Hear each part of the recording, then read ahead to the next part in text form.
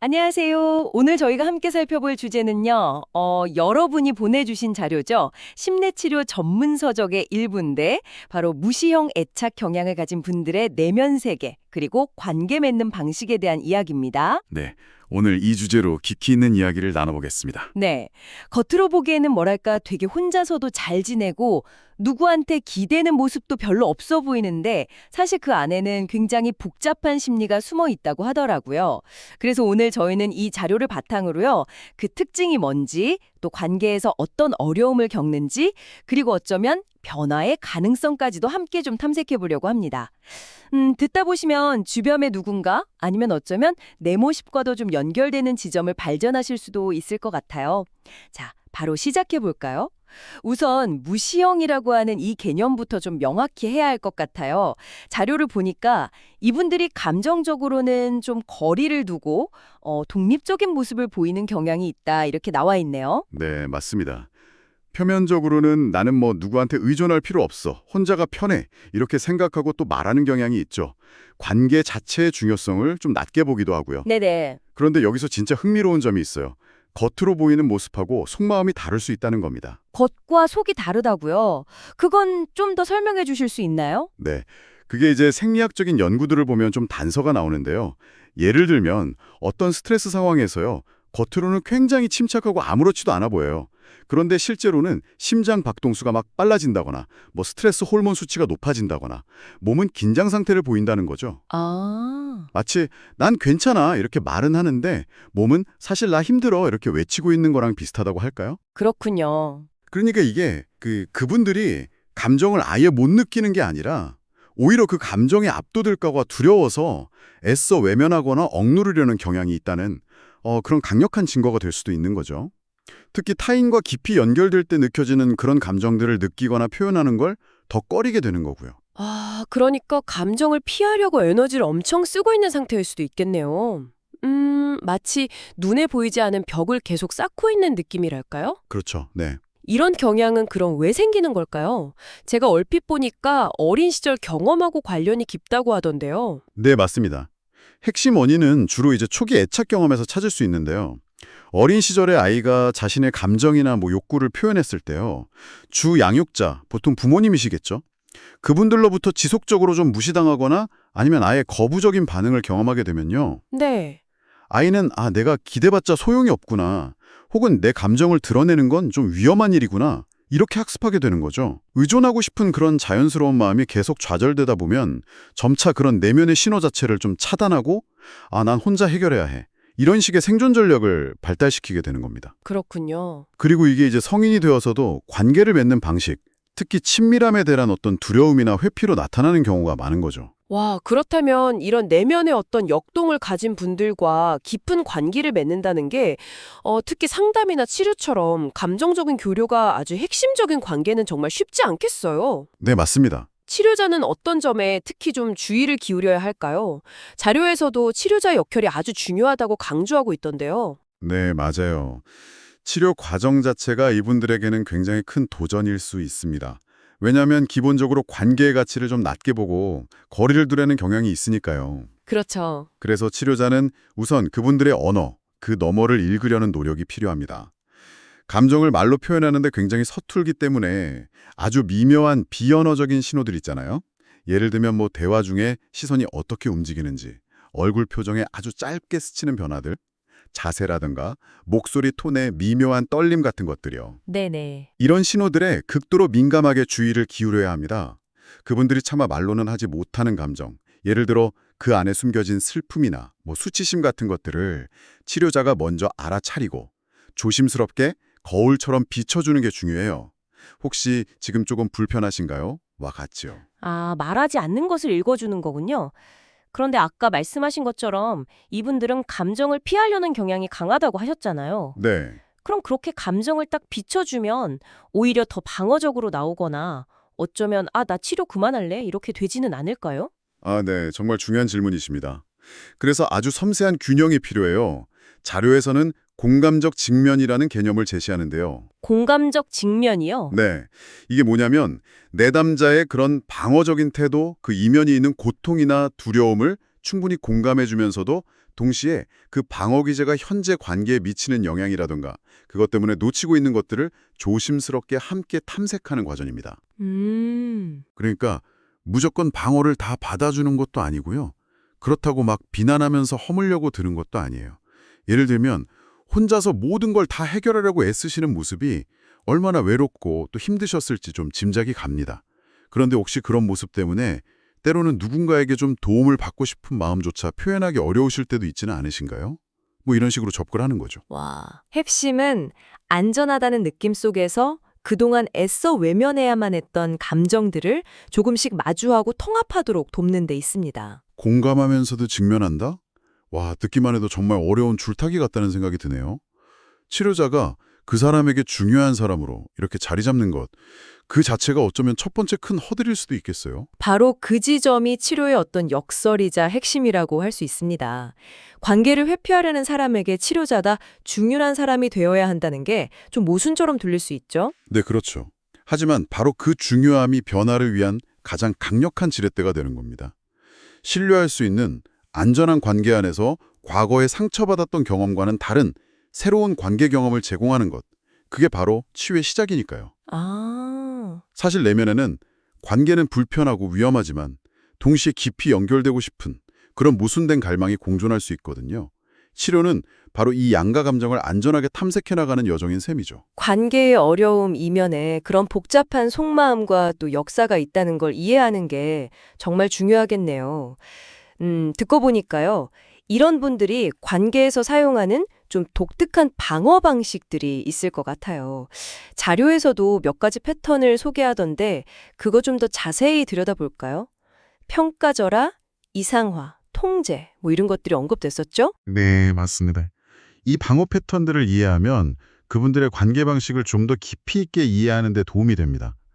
먼저 평가절하는요, 말 그대로 상대방이나 관계 자체의 가치를 이렇게 깎아내리는 방식이에요. 네. 예를 들어 치료자에 대해서 저 사람 별로 전문적이지 않은 것 같다 라거나 연인에게 이 관계는 나한테 별 의미 없어 이렇게 생각하거나 말하면서 정서적인 거리를 확보하는 거죠. 왜 그렇게 하는 걸까요? 그게 너무 가까워지거나 중요해지면 상처받을까 봐 두려워서 아예 기대치를 낮추고 에이, 별거 아니야 라고 스스로를 방어하는 겁니다. 어쩌면 과거에 중요했던 사람에게 실망했던 경험을 무의식적으로 반복하는 걸 수도 있고요. 상처받기 싫어서 아예 그냥 밀어내는 거군요. 그럼 반대로 이상화는요? 이건 상대를 완벽하게 보는 거잖아요. 네. 이건 좀 긍정적인 것 같은데 이게 왜 방어 기제라고 하는 거죠? 좀 의외인데요? 네, 겉보기엔 그렇죠. 하지만 이건 역시 진짜 친밀함을 피하는 아주 교묘한 방법일 수 있습니다.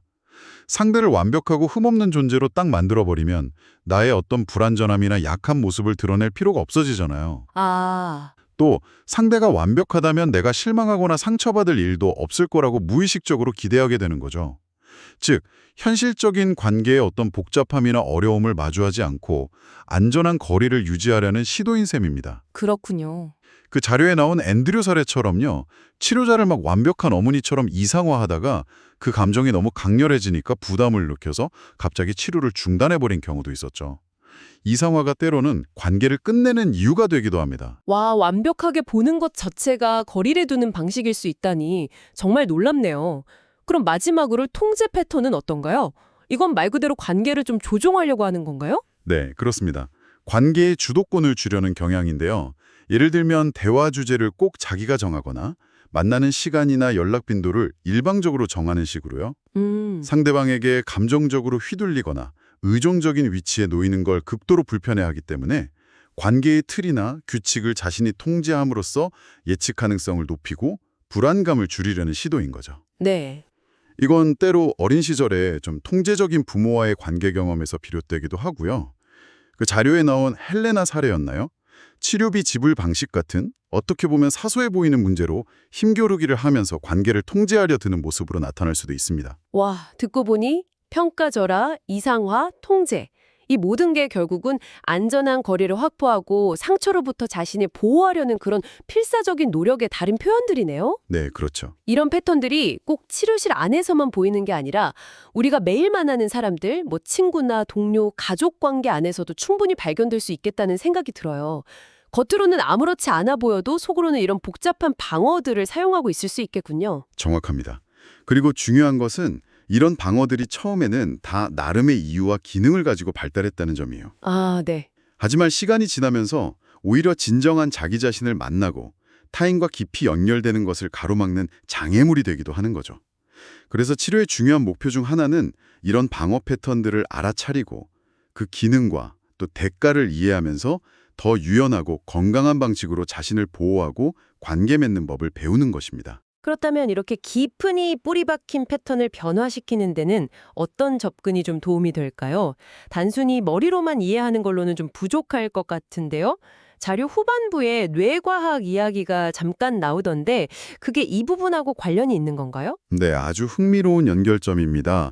자료에서는 우뇌 기능의 활성화와 통합의 중요성을 강조하는데요. 우네요. 네, 전통적으로 심리치료가 언어적인 이해나 통찰 같은 주로 좌뇌 중심의 활동에 좀 치우치는 경향이 있었거든요.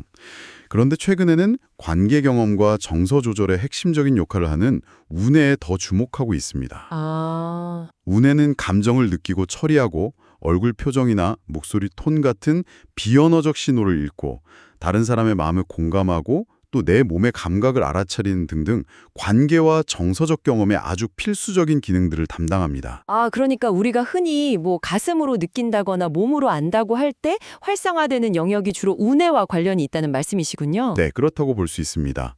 무시형 성향의 분들은 어린 시절에 정서적인 교감이나 공감적인 반응을 충분히 경험하지 못했기 때문에 이런 우뇌 기능들이 상대적으로 덜 발달했거나 혹은 고통스러운 감정을 피하기 위해서 의식적으로든 무의식적으로든 억압되어 있을 가능성이 높습니다. 네. 그래서 치료에서는 단순히 내가 왜 이렇게 행동하는지 논리적으로 분석하는 것을 넘어서요. 지금 여기서 내가 무엇을 느끼는지 직접 경험하는 데 초점을 맞추는 거죠. 경험이요? 네. 예를 들면 치료자와의 관계 안에서 주고받는 눈맞춤이라던가 목소리의 미묘한 변화 아니면 편안한 침묵 같은 그런 비언어적인 소통 그 자체가 치유적인 경험이 될 수 있고요. 또한 자신의 몸에서 느껴지는 감각들, 가슴이 답답하다거나 어깨가 무겁다거나 하는 그런 것들에 주의를 기울이고 머무는 연습, 감정을 그림이나 은유로 표현해보는 것, 혹은 마음 챙김 연습 같은 것들을 통해서 의도적으로 우뇌를 활성화시키는 겁니다.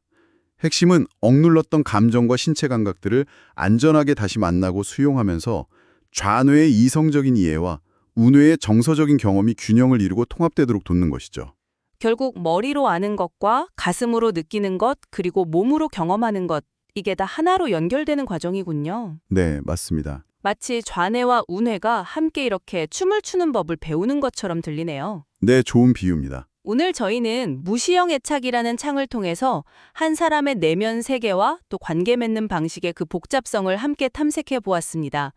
겉으로 보이는 독립성과 강인함, 그 이면에 숨겨진 관계에 대한 두려움, 그리고 상처로부터 자신을 지키려는 그런 치열한 노력을 엿볼 수 있었던 시간이었던 것 같습니다. 네, 정말 기억해야 할 점은 이분들이 단순히 차갑거나 무심한 사람들이 아니라 과거 경험 속에서 나름의 최선으로 발달시킨 생존 전력을 가지고 살아가고 있다는 것입니다. 네. 그리고 무엇보다 중요한 것은 아무리 깊이 뿌리 박힌 패턴이라 할지라도 변화의 가능성은 늘 열려 있다는 사실입니다. 안전하고 지지적인 관계 속에서 새로운 경험을 통해 충분히 성장하고 변화할 수 있습니다. 그렇습니다. 오늘 이 깊이 있는 분석을 들으시면서 당신은 어떤 점이 가장 인상 깊으셨나요? 혹시 당신 자신이나 주변 사람들과의 관계를 돌아보면서 새롭게 발견한 점이 있으신지요? 마지막으로 이런 질문을 한번 던져보면서 오늘 이야기를 마무리할까 하는데요. 네. 상처받곤 합니다. 그렇죠. 하지만 만약 오늘 우리가 쭉 살펴본 것처럼 그 행동이 실은 상대방이 느끼는 깊은 취약함이나 관계에 대한 두려움 때문에 자기도 모르게 작동하는 자신을 보호하려는 어떤 필사적인 방어막일 수 있다면 어떨까요? 그럴 가능성을 조금이라도 염두에 둔다면 우리는 그 사람과의 관계를 어떻게 조금 다르게 이해하고 또 다르게 다가가 볼 수 있을까요? 와, 정말 깊은 생각을 하게 만드는 질문이네요. 관계 속에서 우리가 겪는 어려움들을 좀 새로운 시각으로 바라볼 수 있는 좋은 기회가 될 것 같습니다. 오늘 저희가 준비한 내용은 여기까지입니다. 네, 수고하셨습니다. 다음 시간에 또 다른 흥미로운 자료 분석으로 찾아뵙겠습니다. 감사합니다. 감사합니다.